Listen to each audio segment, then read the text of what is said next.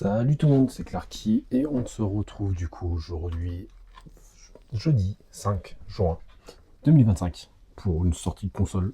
Comme vous pouvez le voir, il y a déjà un beau setting qui est mis en place, mais c'est tout simplement la sortie de la Nintendo Switch 2.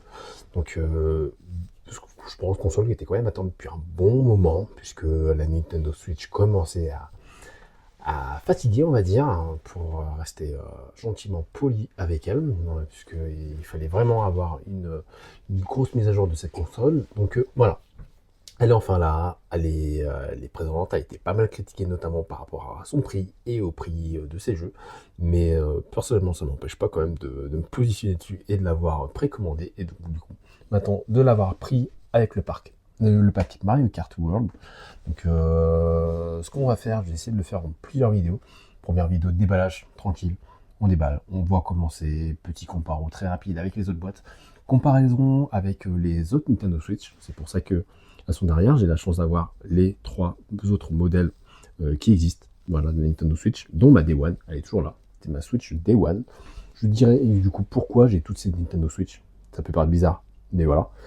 Et puis bien sûr, comparons un peu des accessoires, les Joy-Con, les nouveaux par rapport aux anciens, la taille et autres. Et puis, bien sûr, un premier démarrage de la console. Donc voilà, je vais sûrement le faire en 3 vidéos. Et puis, il faut que j'arrête de dire. Et puis, on va démarrer tout de suite et on va l'ouvrir. Tac. Donc déjà, comparatif très rapide sur les boîtes. La boîte de la Switch 2, pour rappel, la Switch 1, initialement, c'était ça la boîte. Donc avant d'avoir un petit redesign du packaging, la boîte de la toute première Switch était beaucoup plus grosse. Elle a été refaite par la suite sur un format beaucoup plus petit, avec pour le coup malgré tout une console qui était complètement proche, quasiment similaire. Il y a juste la forme du dock qui est un peu différente entre la première Switch et la Switch OLED. Mais autrement, voilà, une boîte un peu plus petite. Et malgré tout, pour montrer également à quoi ça ressemble, une boîte de Switch Lite, c'est ça. Donc voilà, la Switch Lite, bien sûr, qui est beaucoup plus petite. Donc je ne vais pas aller vraiment à l'intérieur, on s'en fout un peu sur ce que ça donne.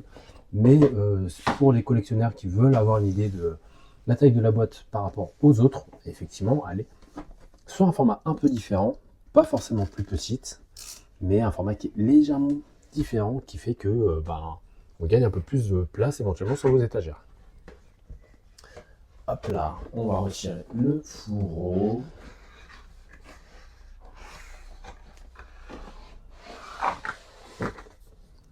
Parce que pour le coup, il y a un petit fourreau, vu que c'est un pack. Donc, entre guillemets, la taille, la vraie boîte, c'est celle-ci. Je dépose ça. On va l'ouvrir. Je vais mettre le fourreau à l'arrière. Et sur quelque chose d'assez proche de la première Switch et sa version LED, on va avoir 2 étages. Donc le premier étage au-dessus avec, bien sûr, la console et les Joy-Con. En dessous, je vais retirer l'accessoire qui va permettre de pouvoir mettre les Joy-Con. Je ne sais plus comment ça s'appelle. Tac. Un bloc USB-C. Un câble USB-C. Avec son bloc, voilà. Donc on n'est pas d'un bloc comparé par rapport à ce qu'on avait avec la Nintendo Switch. Donc c'est un bloc de recharge plus un câble USB-C. La Nintendo Switch, c'était un câble uni. Donc si c'était mort, il fallait en racheter un autre, en sachant qu'il fallait un voltage assez particulier pour pouvoir fonctionner avec des docks en mode justement télé.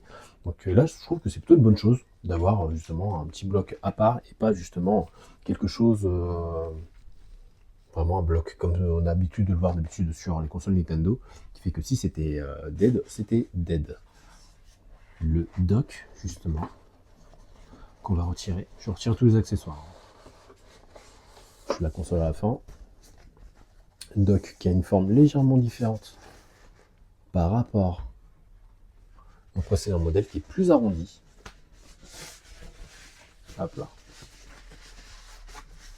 J'ai évité de faire de l'ASMR, je déteste ça, donc je vais pas vous le faire.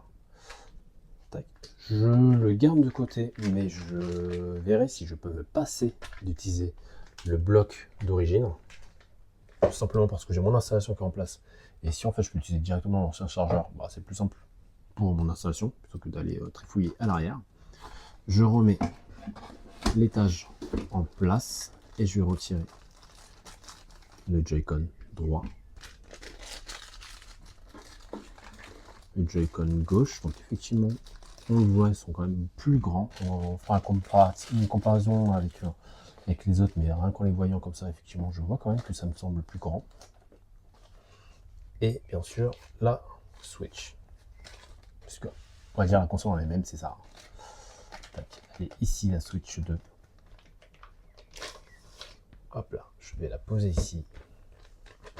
Je vais remettre tout ça en carton. Et je vais le mettre sur le côté. Tac. Ça, j'en ai plus besoin.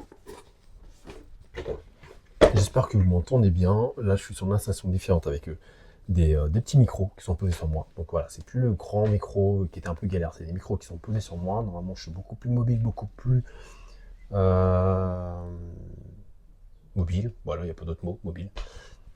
Et ça devrait permettre d'avoir un son correct, je pense, sur cette vidéo. Voilà. Donc, je rappelle, sur la précédente Switch, les Joy-Con, il fallait les glisser. Là, on est sur quelque chose qui est aimanté. Donc, bah, effectivement, c'est extrêmement simple. Il y a juste à les poser. Je confirme que ça tient bien. À l'arrière, on va retrouver un bouton qui permet de justement retirer l'élément. Donc ça reste très sécurisé. Je vais éviter de le balancer. Ça fonctionnera pareil du coup avec le support de Joy-Con, qui est légèrement différent du coup effectivement du précédent, puisque les poignées sont plus grandes, j'ai l'impression. Moi, c'est un peu différent. C'est un peu différent. Ça revient pas sur le côté, mais forcément, c'est logique parce qu'on ne le glisse pas. Ça se clipse sur le côté. Donc, c'est assez logique que la forme soit un peu différente pour pouvoir justement le faire glisser comme ça. Mais bon, j'ai jamais été forcément ultra fan de ça, même si c'est censé simuler une manette. Je trouve que c'est beaucoup moins pratique que d'avoir une manette en main. D'où le fait que j'ai une manette pro. Mais voilà, ça se déclipse assez facilement. On tombe assez facilement sur les boutons qui est à l'arrière pour le déclipser. Voilà. Hop là. Donc pour regarder très rapidement les Joy-Con, on reprend le principe des boutons de tranche. Ici, le bouton qui doit servir, je pense, à le synchroniser avec la console, tout simplement. Le fameux bouton C, donc le bouton chat, qui va permettre de pouvoir communiquer. Toujours le bouton Home, les boutons de tranche, R, CDR, le fameux bouton qui permet d'éjecter, qui est juste ici, et qui, du coup, là on le voit, va permettre de pousser tout simplement le Joy-Con et du coup de l'éjecter. Ça sera exactement pareil sur le Joy-Con gauche et sur l'un comme sur l'autre, on aperçoit justement le côté optique qui permet d'utiliser justement en mode souris. Voilà, donc je verrai si j'utilise le fameux mode souris, j'essaierai au moins une fois, mais je pense pas que ça sera forcément ce que j'utiliserai en principal. Sur le côté, donc la connectique qui permet de pouvoir justement brancher les Joy-Con. En dessous, un port USB-C. Voilà. Au-dessus, un port USB-C. On n'en avait pas, c'est plutôt pratique. Eux le présentent comme vraiment la possibilité de pouvoir brancher un accessoire comme la caméra directement dessus plutôt que d'avoir le branché sur le dock. Mais ça peut permettre aussi normalement tout simplement de se recharger. Donc quand on est sur le mode justement table de la Switch, on va voir juste après, ben, ici le port USB il était bloqué. Donc là le fait de l'avoir dessus permettra de pouvoir se recharger tout en étant sur le mode table justement. Donc après, mis à part ça, on est en terrain connu, hein, donc le bouton on, le bouton volume, l'emplacement pour mettre les cartes, que je trouve un peu plus pratique à ouvrir par rapport à la Switch 1. Voilà, ce qu'on va dire. Et à l'arrière, on va retrouver tout simplement le trépied, qui est beaucoup plus facile avec, juste derrière, le port micro SD Express. Je précise Express parce que ce n'est pas compatible avec les micro SD. Il faudrait que je revérifie, mais oui, de mémoire, même pour les jeux Switch, ce n'est pas compatible avec les micro SD. C'est bien le micro SD Express qui est un format différent. C'est la même taille, mais c'est un format différent qui est plus rapide, mais qui du coup ne sera pas similaire à la micro SD. Voilà, tout simplement. Voilà. Donc, qui va permettre quand même d'avoir un mode très incliné quand on le pose. Donc non, le trépied est quand même bien pratique. Je ferai une autre vidéo vraiment comparative avec les autres Switch sont derrière, mais vraiment je veux le faire sur quelque chose de différent, parce que je prendrai beaucoup plus de temps à faire cette comparaison. Donc c'est pour ça que je m'attarde pas trop et que je vous montre pas encore avec les autres Switch qui sont à l'arrière. Le dock qui est du coup a une forme vraiment différente. On a toujours la petite diode sur le côté qui permettra justement de voir si on est en mode télé, si ça charge ou pas. Quand on a posé la Switch à l'intérieur est toujours laqué, quand tout l'extérieur est mat. C'est d'ailleurs le cas sur la Switch, j'ai pas dit, c'est mat. À l'arrière, on va avoir sur le côté 2 ports USB-C, ce qui est plutôt pratique, bien sûr, pour pouvoir recharger ses accessoires et autres. Et on a du coup le cache qui va s'ouvrir et qui permettra de mettre, bien sûr, la prise secteur, la sortie HDMI et la prise dock. Prise dock, bien sûr, qui est présente sur les docks depuis justement, je crois, la Switch OLED, puisque la Switch Day One n'avait pas de prise Ethernet inclus à l'intérieur. Il fallait l'acheter à part, c'était un petit accessoire. Voilà. Donc voilà pour ce que vous retrouvez dans le carton de votre Switch 2. Donc le dock,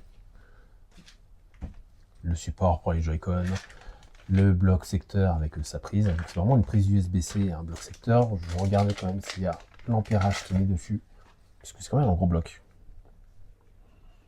Tac. Pop, pop, pop, pop, pop.